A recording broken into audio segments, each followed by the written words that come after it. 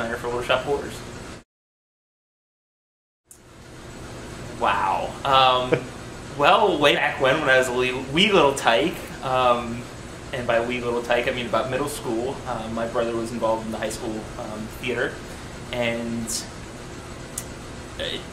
for some reason it was just fascinating to me, and I did some theater camps over the summer, and I actually was an actor first and did acting for a while, and decided I was more of a gearhead, more nuts and bolts, techie stuff interested me.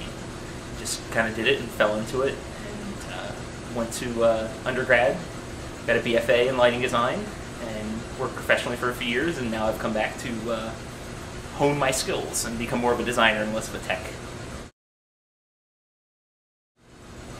There's just a lot going on.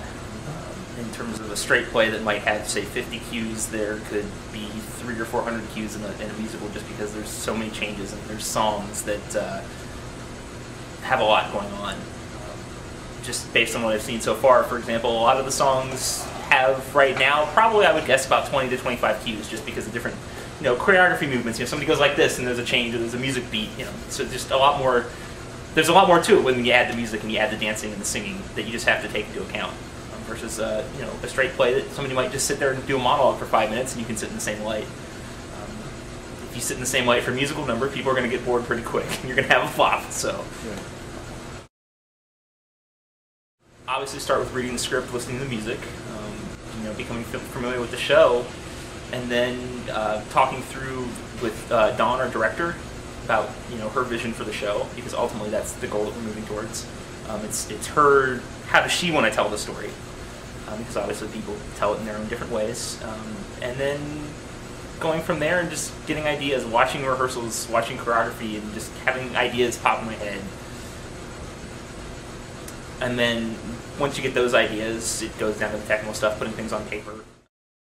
This is the preliminary light plot. This is what will eventually become the piece of paper that will be the map for our electricians to actually hang the lights in the air. So this is a front view of the set in 3D. I can actually fly through this and get different views if I want, which is really helpful. Again, going back to figuring out where I can put lights without shooting through things, what it'll look like. And what I've done is I've taken all this information off of the drawings that the scenic designer has given me, and basically, like I said, created a 3D model.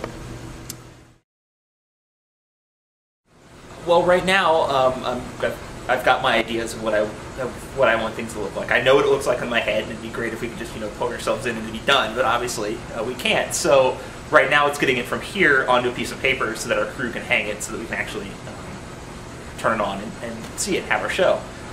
So that's a little bit more technical, less artistic. I'm going to put a light here. Well, shoot, there's a piece of scenery right here. Obviously, I can't shoot through that. Okay, let's figure out what Plan B is, or well, Plan B doesn't work. Okay, let's figure out what Plan C is. And it's a musical, so you have to do that 200 or 300 times. And there's a lot of lights and just figuring out a lot of compromise. So that's kind of where we're at right now, getting it on paper. Our preliminary, actually, paper, what we call plot, which is the map of how we hang the lights, is due tomorrow, actually. Porch on both sides of the apron and kind of pull that out into the house with the use of some gold in the wall and some texture. And possibly playing with maybe giant house lights or something to kind of make it feel like it's more like Skid Row type of street lighting or something. Just to kind of tie things all together. And then from there, we'll make a final plot, and we'll make a shop order, which is a list of all the stuff we're going to use and we're going to hang. And then in about 3 weeks, end of the month, we're going to hang the show. We're going to put the lights up in the air. And then we're going to focus them and turn them on and go into tech. And like I said, come out with a great product.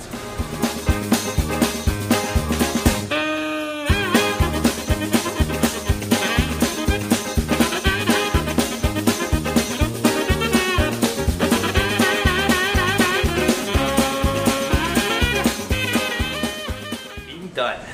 Not having that notepad in front of me to scribble down notes and make it even more perfect. I mean, obviously, if we have all the time in the world, we can have a perfect show, but at some point, we have to say this is our final product. So just getting to that final product and being proud of that and being able to go and be entertained, not have to worry about, shoot, that cue needs to be 2 seconds longer, or that light needs to be moved over, So for me, that's my time to be entertained like everybody else. Great. Thank you very much.